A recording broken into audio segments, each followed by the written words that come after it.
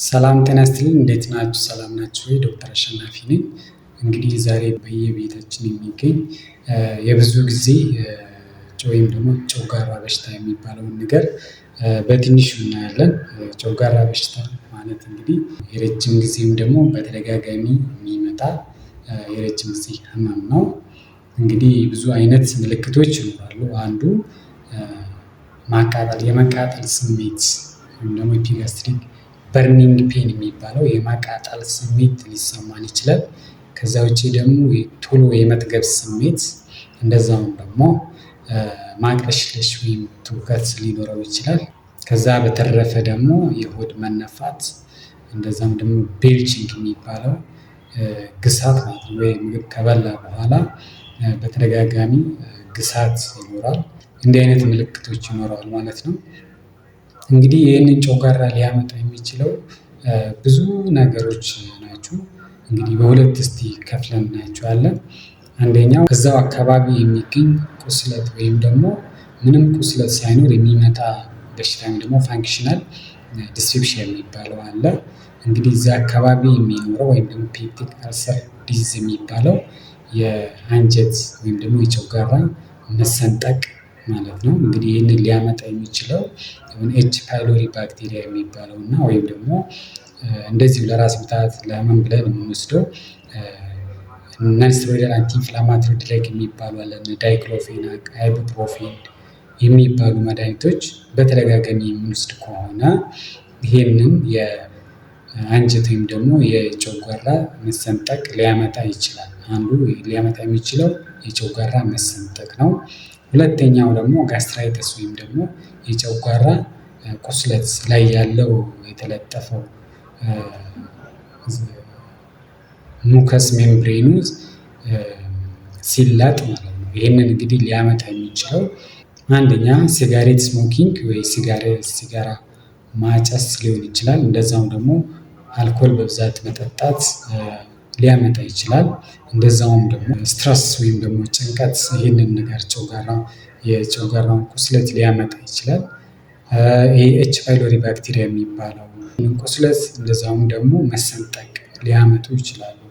ሌላኛው ደግሞ ይህንን ሊያመጣ የሚችለው ጂርድ ወይም ደግሞ ጋስትሮ ኤሶፋጂያል ሪፍሌክስ ዲስኦርደር ስፊንክተር የሚባለው አለ።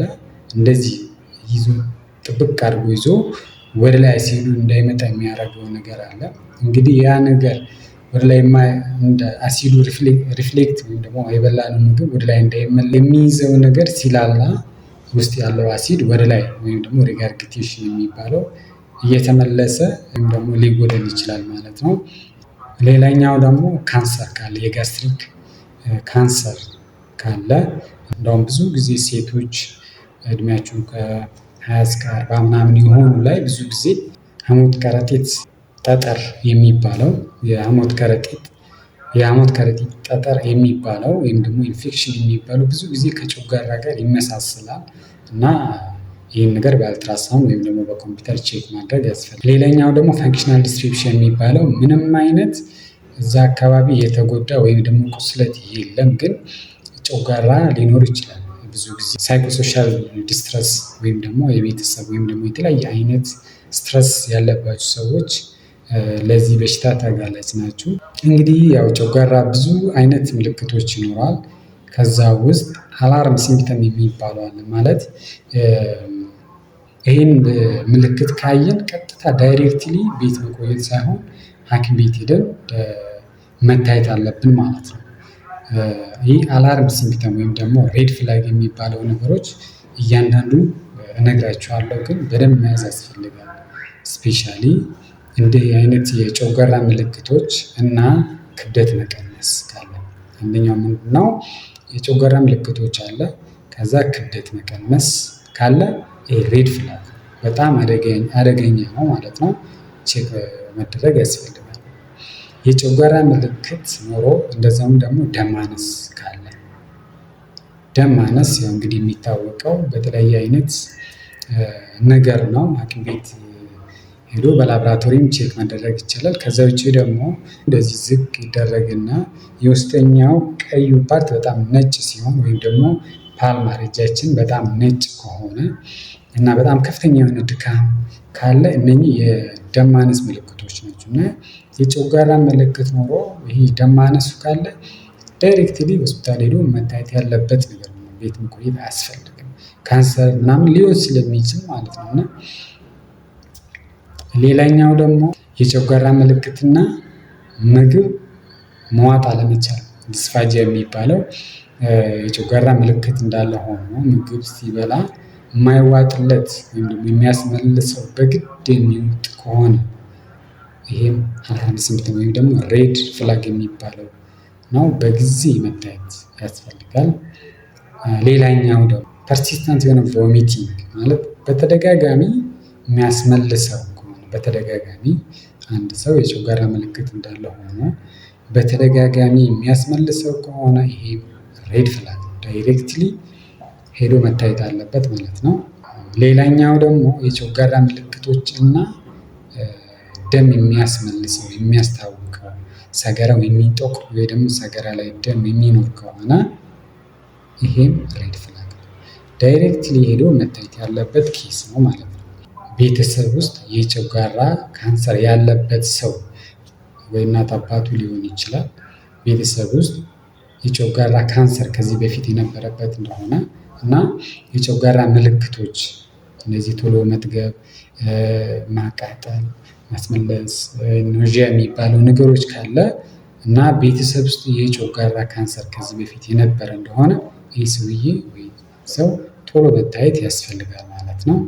ሌላኛው ደግሞ እድሜው ከ50 በላይ ከሆነ እድሜው ከ50 በላይ ሆኖ ይህ የጨጓራ ምልክቶች ካለ ይሄም ሬድ ፍላግ የሚባለው በጣም በጊዜ ሄዶ መታየት ያለበት ነገር ነው።